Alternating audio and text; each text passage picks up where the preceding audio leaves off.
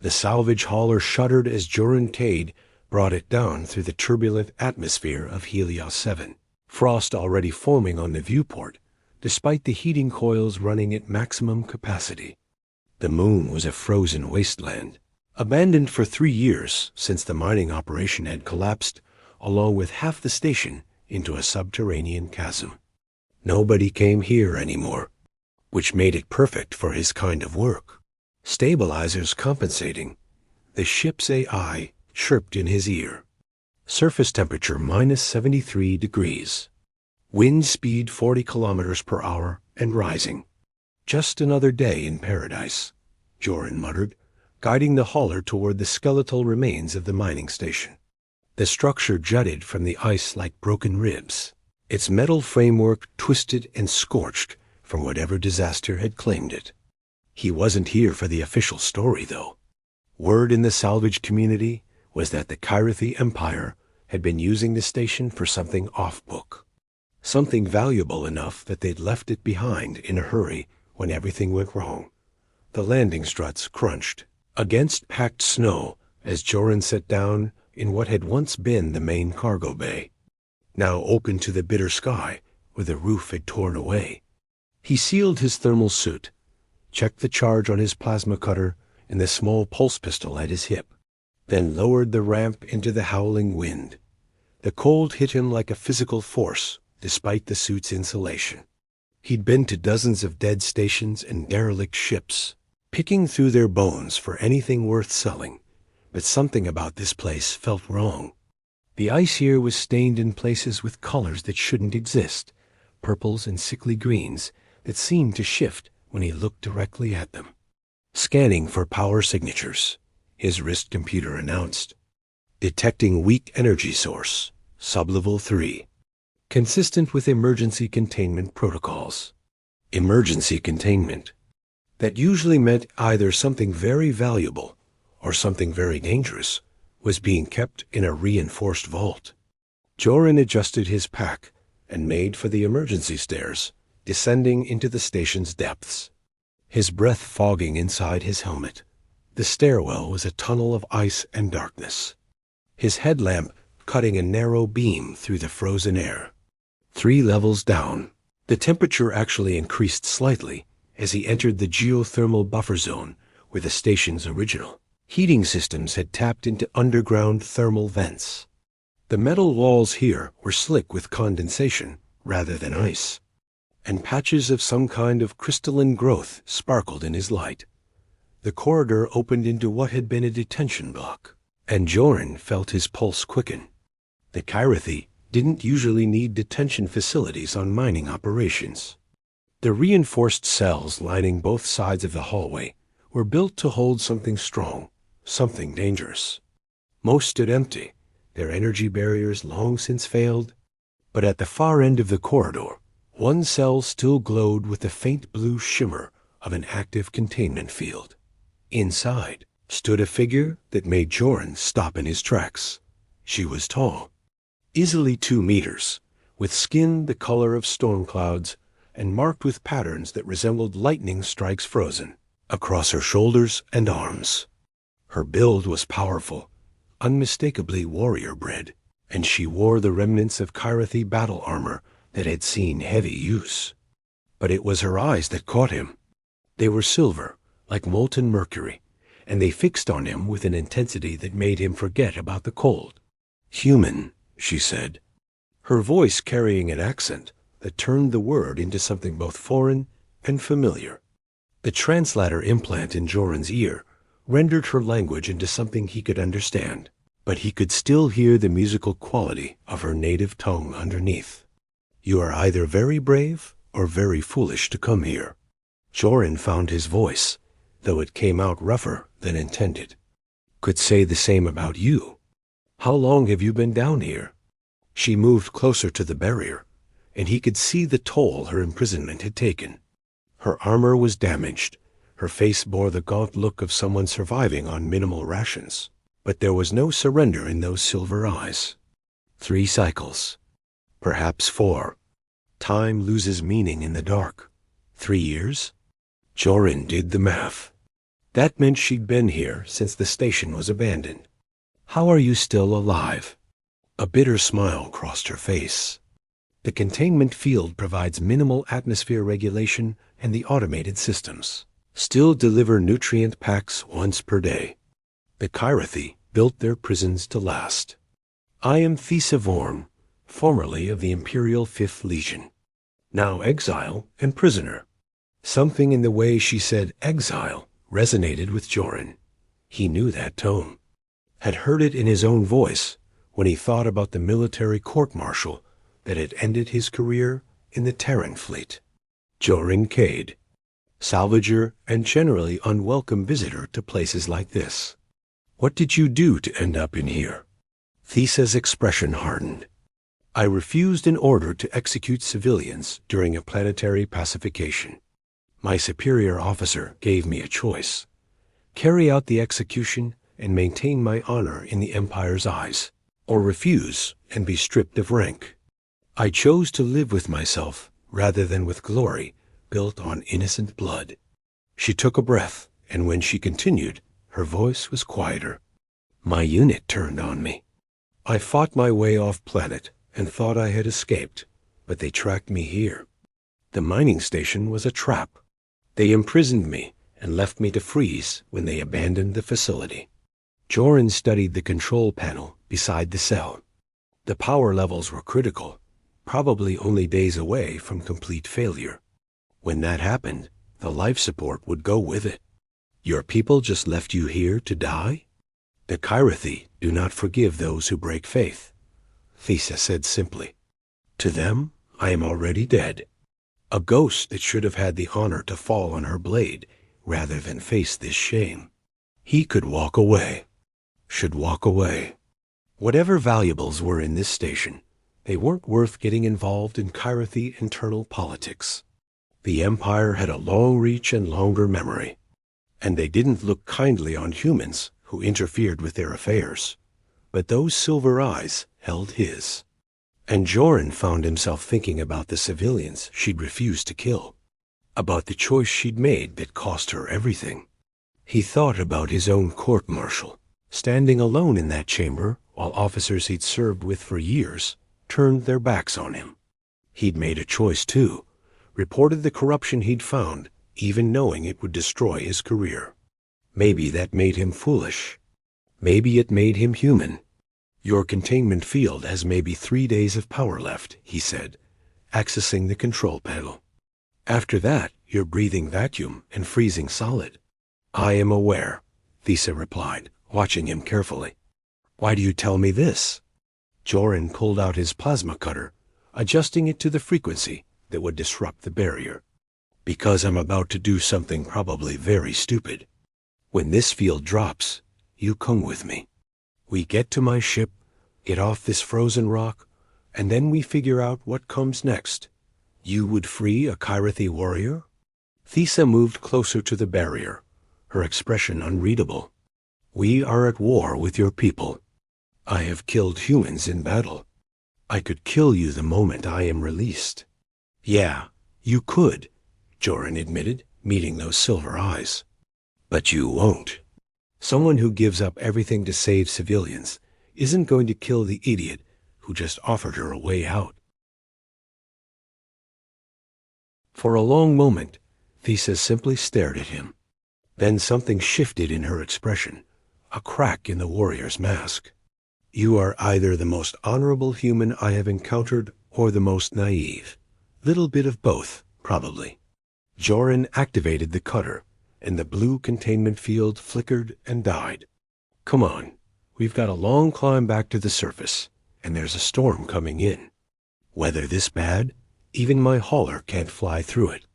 We'll have to wait it out in the station. Thesa stepped out of the cell, and he was struck again by her height, by the sheer physical presence of her.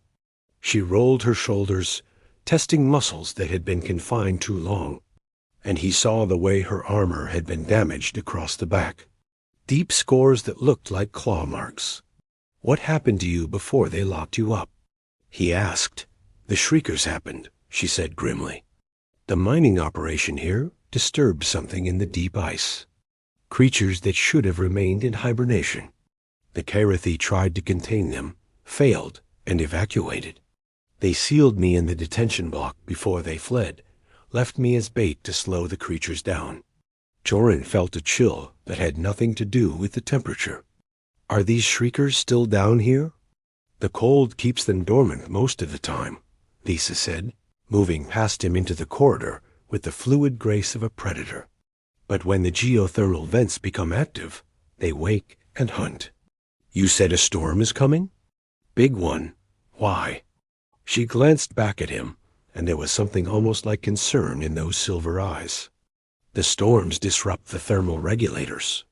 The vents will spike. The shriekers will wake. She paused. You should have left me in the cell and run, human. Now we are both trapped here with the dark between us and your ship, and the hunters waking below. Joran checked the charge on his pulse pistol, knowing it would be woefully inadequate against whatever had left those marks on This's armor. Then I guess we'd better move fast. And the name's Joran. If we're going to die together, might as well be on first-name basis. A sound echoed up from the depths below them, something between a shriek and a howl that made his blood run cold. Thisa's hand went to her side, where a weapon had once hung, and found nothing.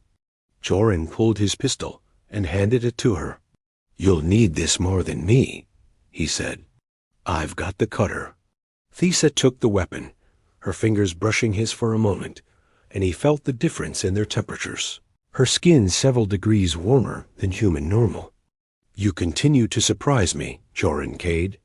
Stick around, he said, trying for levity despite the fear crawling up his spine. I'm full of surprises. They moved together toward the stairwell, the sound of waking shriekers echoing behind them, and Joran wondered if his choice to free her would be the last decision he ever made. But when Thisa glanced at him in the dim light of his headlamp, something passed between them, an unspoken understanding. They were both exiles now, both alone in the dark. But for the first time in 3 years, neither of them was facing the void alone.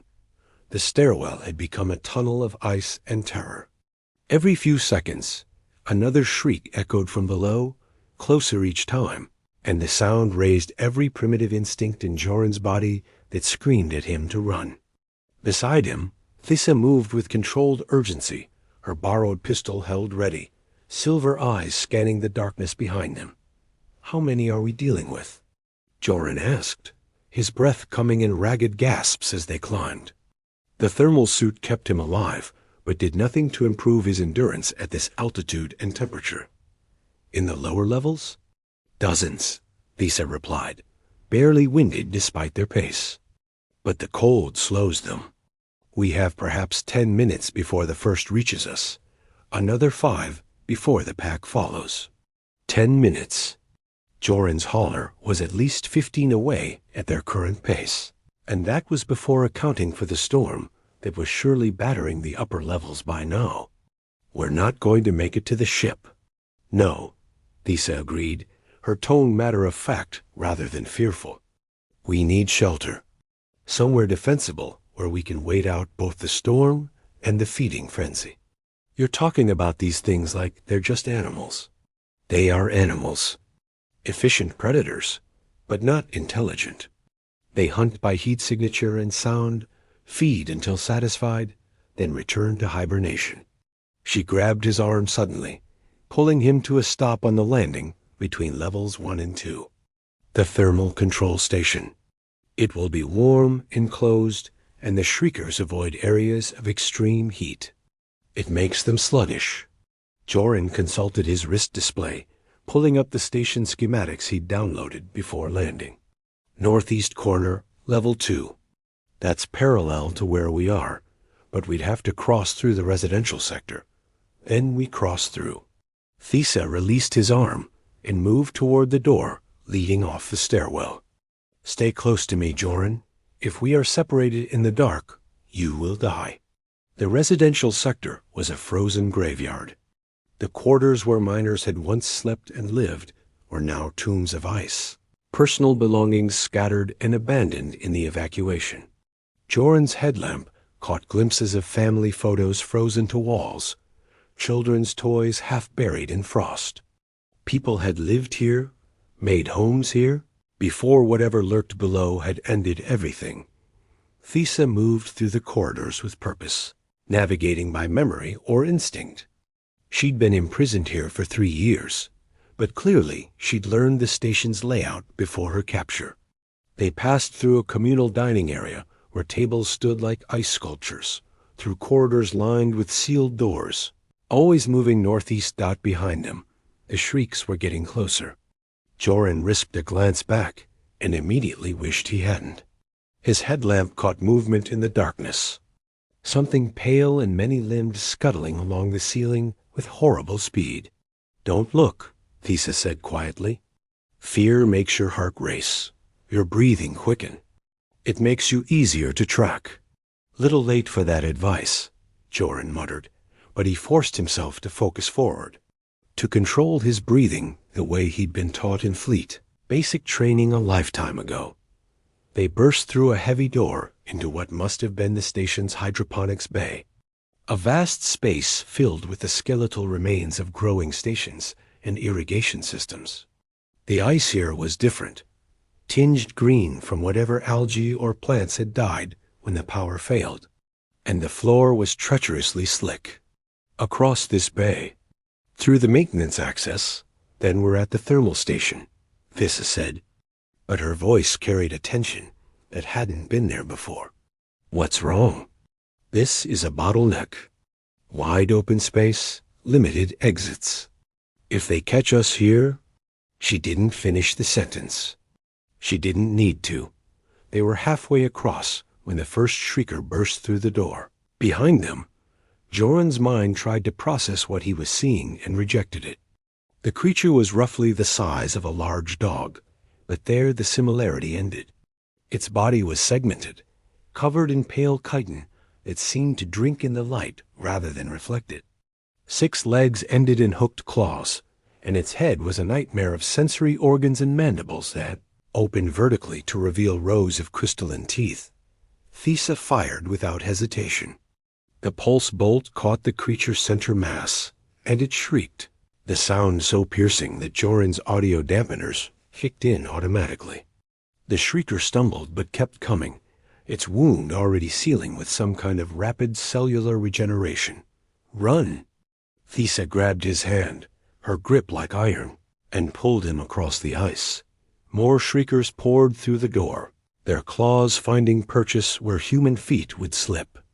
Joran fired his plasma cutter wildly behind him, not aiming, just trying to slow them down. One of the creatures took the beam across its face and reeled back, but 3 more took its place. The maintenance access was a narrow doorway built for human-sized workers, barely tall enough for Thesa to squeeze through. She shoved Joran ahead of her, then turned to fire 3 more shots at the approaching swarm. The doorway would force them into a single-file approach, but there were so many. "The panel!" Thesa shouted, pointing to a control box beside the door. "Close it!" Joran slammed his palm against the emergency seal, and the heavy door began to grind shut. Thesa backed through, still firing, and one of the shriekers lunged after her. Its clawed limb caught her leg just as the door sealed, and Joran heard her grunt of pain as she fell. "Thesa!" He dropped beside her, his hands going automatically to the wound.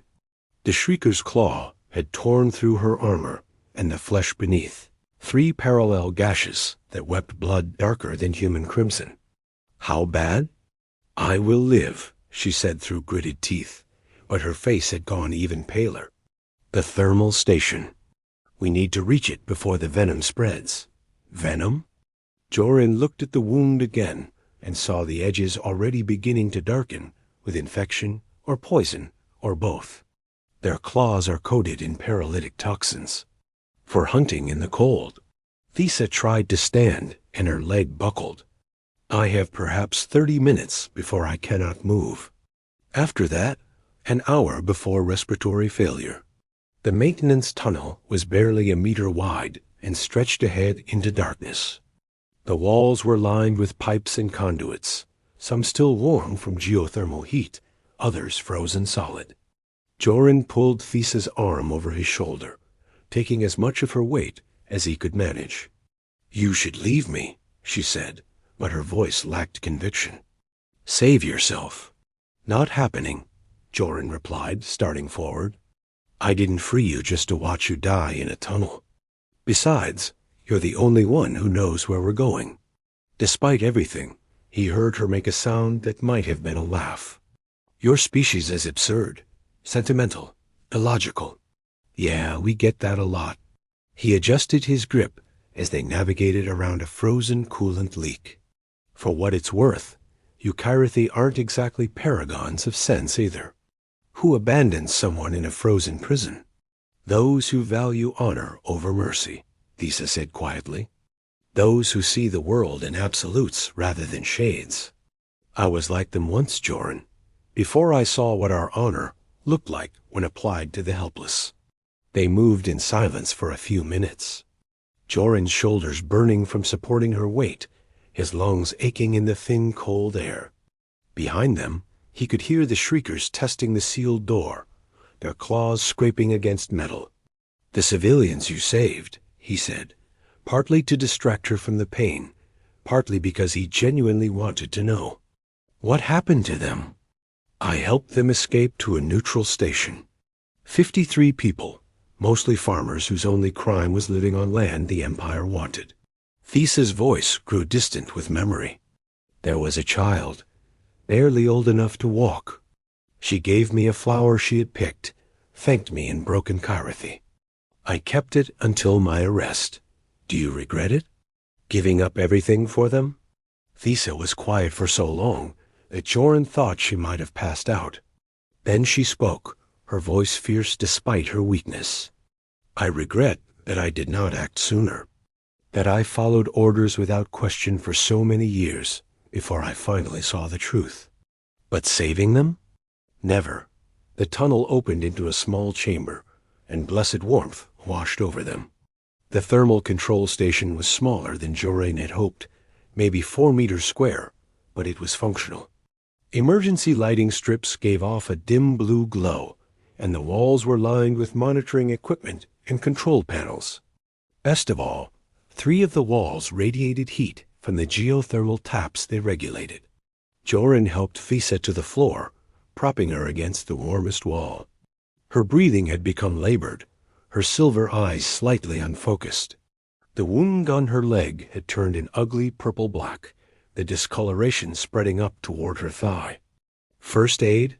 he muttered, pulling off his pack and digging through the emergency medical supplies. He had standard human medicine, coagulants and antibiotics designed for his physiology. But Thisa's biology was different. The wrong drug could kill her as easily as the venom. "The blue injector," Thisa said weakly, pointing to a medical kit attached to her damaged armor. "Broad-spectrum antitoxin. It will slow the spread, perhaps even stop it if administered soon enough." Joran found the injector, a cylinder filled with silver fluid that seemed to glow in the dim light. "This is safe for your people?" "It had better be," she said with grim humor. "Apply it directly to the wound, then inject the remainder into my bloodstream. Upper arm, between the armor plates." He worked quickly, first spraying the antitoxin over the torn flesh of her leg. She hissed in pain, but didn't pull away. The discoloration seemed to stop spreading immediately, though the damage already done remained. Then he found the gap in her armor and pressed the injector against her skin. "This might hurt," he warned. "Everything hurts," Thisa replied, but she nodded. The injector hissed as it delivered its payload, and Thisa's entire body went rigid for a moment before relaxing. Her breathing eased slightly, and some of the terrible pallor left her face. "Thank you," she said softly.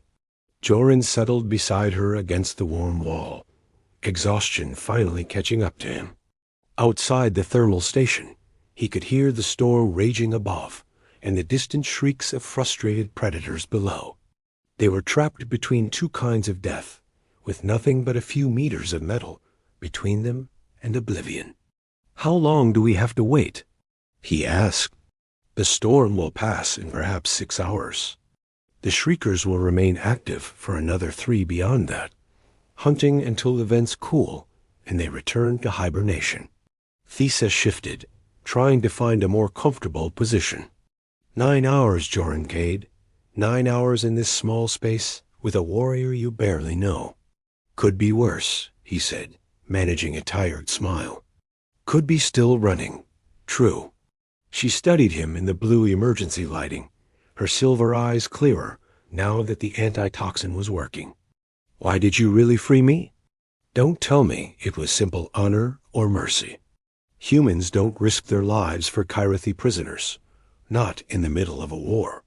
Joran was quiet for a moment, considering how much to tell her. Finally, he decided that if they were going to die here, she deserved the truth. 3 years ago, I was a lieutenant in the Terran fleet. My ship was assigned to escort convoys through contested space.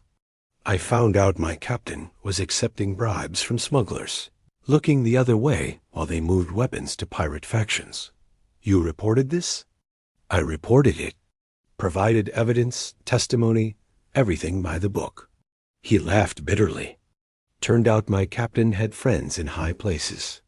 I got court-martialed for falsifying reports, stripped of rank, dishonorably discharged. The captain got a commendation for maintaining convoy efficiency under difficult circumstances." Thissa reached out, her hand finding his in the dim light. Her skin was warm, warmer than human, and her grip was gentle despite her strength. "So we are both exiles, both punished for choosing what was right over what was easy." "Guess so." Joran looked down at their joined hands, human and Kyrathi, enemy species brought together by shared experience. "You asked why I freed you. Maybe I saw myself in that cell. Maybe I just needed to believe that someone somewhere gets to walk away from the cage." "You freed us both," Thesa said quietly, "though I suspect the universe will not make it easy on either of us." Outside, the Shriekers shrieked their frustration. The storm howled its rage, and 2 exiles sat together in the warmth, hands clasped, waiting for morning.